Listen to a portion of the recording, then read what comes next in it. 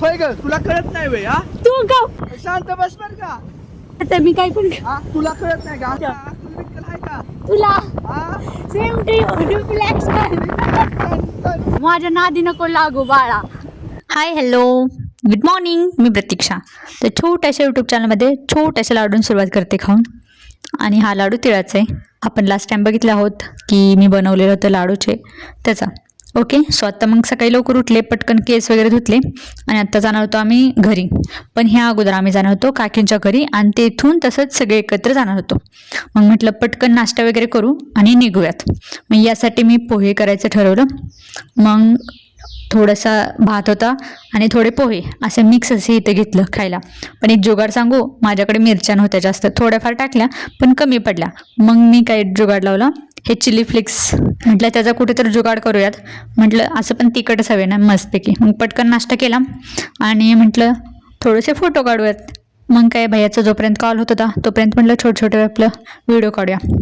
मग पटकन सगळं बाकीचे घरातली कामे आटपून टाकली आणि मस्तपैकी म्हटलं रेडी होऊन आता चला जाऊयात आपण. घरी जायचं म्हटलं की एक वेगळीच एक्साइटमेंट असते सगळ्यांची. आणि कशावरती पण जायचं म्हटलं गाडीनं कोणत्याही, पेट्रोल इज अ मॅन्डेटरी. पहिलं पेट्रोल टाकायचं आणि मग निघायचं. आम्ही पोचलो पेट्रोलच्या तिथे येऊन. नंतर तिथे दिसलं एक छोटासा डॉग आहे, तो एकदम शांत झोपलेला सकाळचा. मग पटकन आलो इथे.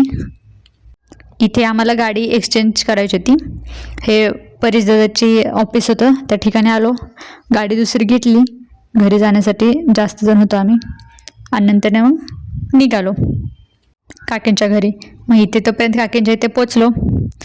इथे ते वरती राहतात. म्हटलं गेल्यावरती अन्वी श्रेयस असणारच आहेत. पटकन मग वरती आलो आम्ही. ते मग काय एंट्रीचं दार तिनेच उघडलं आम्हाला. हाय. इकडे आले की भारी वाटतं. असं वाटतं यार इथेच मज्जा मस्ती करत बसावं. आल्या आल्या तिने जेवण बनवलं होतं, अगोदर रेडी केलं होतं. आम्ही येणार हे सांगितलं होतं. मग तोपर्यंत जेवणाचं टायमिंग पण झाला होता. मग पटकन सगळेजण जेवायला बसलो. अन्वी श्रेयस नव्हते तोपर्यंत घरी. मग मी थोडंसं म्हटलं सायकलिंगची यार ट्राय करून बघावं आपल्याला जमते का नाही. तोपर्यंत श्रेयस आला. हा श्रेयस सगळ्यात छोटा माझा भाऊ. खूप टॅलेंटेड आहे हा पण. तोपर्यंत त्याला मम्मीने आवाज दिला. मग तो म्हटलं मी जातो नंतर येतो. म्हटलं ठीक आहे. मग म्हटलं आपण एकदा ट्राय करून बघावं आपल्याला चालवते की नाही.